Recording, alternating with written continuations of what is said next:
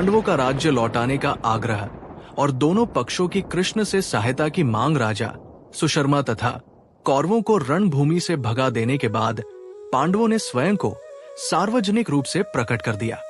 उनका असली परिचय पाकर राजा विराट को अत्यंत प्रसन्नता हुई और उन्होंने अपनी पुत्री उत्तरा का विवाह अर्जुन के पुत्र अभिमन्यु के साथ बड़े ही धूमधाम के साथ कर दिया। इस विवाह में श्री कृष्ण तथा बलराम के साथ ही साथ अनेक बड़े बड़े राजा महाराजा भी सम्मिलित हुए। अभिमन्यु के विवाह के पश्चात पांडवों ने अपना राज्य वापस लौटाने के उद्देश्य से श्री कृष्ण को अपना दूत बनाकर हस्तिनापुर भेजा। धृतराष्ट्र के राज सभा में यथोचित सत्कार और आसन पाने के बाद श्री कृष्ण बोले, हे राजन, पांडवों ने यहाँ उपस्थित सभी गुरुजनों को प्रणाम भेजते हुए कहलाया है कि हमने पूर्व किए करार के अनुसार 12 वर्ष का वनवास तथा 1 वर्ष का अज्ञातवास पूरा कर लिया है। अब आप हमें दिए वचन के अनुसार हमारा आधा राज्य लौटा दीजिए।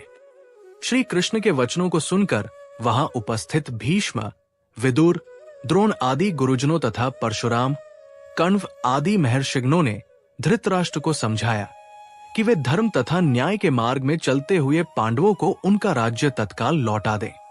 किंतु उनकी इस समझाइश को सुनकर दुर्योधन ने अत्यंत क्रोधित होकर कहा, ज्येष्ठ पुत्र होने के नाते इस राज्य पर मेरे पिता धृतराष्ट्र का अधिकार था, किंतु उनके अंधत्व का लाभ उठाकर चाचा पांडु ने राज सिंहासन पर अधिकार कर लिया। मैं महाराज धृतराष्ट्र का ज्येष्ठ पुत्र हूं, अतः इस राज्य पर मेरा और केवल मेरा अधिकार है। मैं पांडवों को राज्य तो क्या, सुई की नोक के बराबर भी भूमि देने के लिए तैयार नहीं हूं। यदि उन्हें अपना राज्य वापस चाहिए तो वे हमसे युद्ध करके उसे प्राप्त कर लें। उपस्थित समस्त जनों के बारंबार समझाने के बाद भी दुर्योधन अपनी बात पर अडिग रहा और श्री कृष्ण वापस पांडवों के पास चले आए और दोनों पक्षों में युद्ध की तैयारी होने लगी। पांडवों को राज्य न देने के अपने निश्चय पर दुर्योधन के अड़ जाने के कारण दोनों पक्ष में मध्य युद्ध निश्चित हो गया तथा दोनों ही पक्ष अपने लिए सहायता जुटाने में लग गए। एक दिन दुर्योधन श्री कृष्ण से भावी युद्ध के लिए सहायता प्राप्त करने हेतु द्वारिकापुरी जा पहुंचा।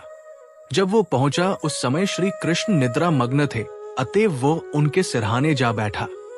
इसके कुछ ही देर पश्चात पांडुतनय अर्जुन भी इसी कार्य से उनके पास पहुंचे और उन्हें सोया देखकर उनके पैताने बैठ गए। जब श्री कृष्ण की निद्रा टूटी तो पहले उनकी दृष्टि अर्जुन पर पड़ी। अर्जुन से कुशल क्षेम पूछने के भगवान कृष्ण ने उनके आगमन का कारण पूछा। अर्जुन ने कहा, भगवान, मैं भावी युद्ध के लिए आपसे सहायता लेने आया हूं। अर्जुन के इतना कहते ही सिरहाने बैठा हुआ दुर्योधन बोल उठा, हे कृष्ण, मैं भी आपसे सहायता के लिए आया हूं।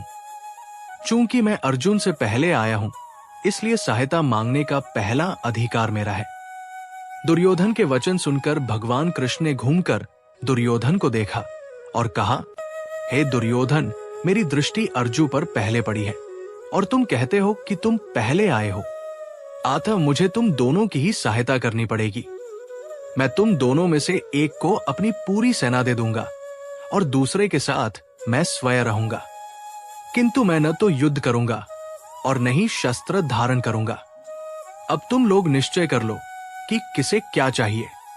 अर्जुन ने श्री कृष्ण को अपने साथ रखने की इच्छा प्रकट की, जिससे दुर्योधन प्रसन्न हो गया, क्योंकि वह तो श्री कृष्ण की विशाल सेना लेने के लिए ही आया था। इस प्रकार श्री कृष्ण ने भावी युद्ध के लिए दुर्योधन को अपनी सेना दे दी और स्वयं पांडवों के साथ हो गए। दुर्योधन के जाने के बाद श्री कृष्ण ने अर्जुन से पूछा, हे पार्थ, मेरे युद्ध नहीं का निश्चय के बाद भी तुमने क्या सोचकर मुझे मांगा? अर्जुन ने उत्तर दिया, भगवान, मेरा विश्वास है कि जहां आप है वही विजय है और फिर मेरी इच्छा है कि आप मेरा सारथी बने। अर्जुन की बात सुनकर भगवान श्री कृष्ण ने उनका सारथी बनना स्वीकार कर लिया।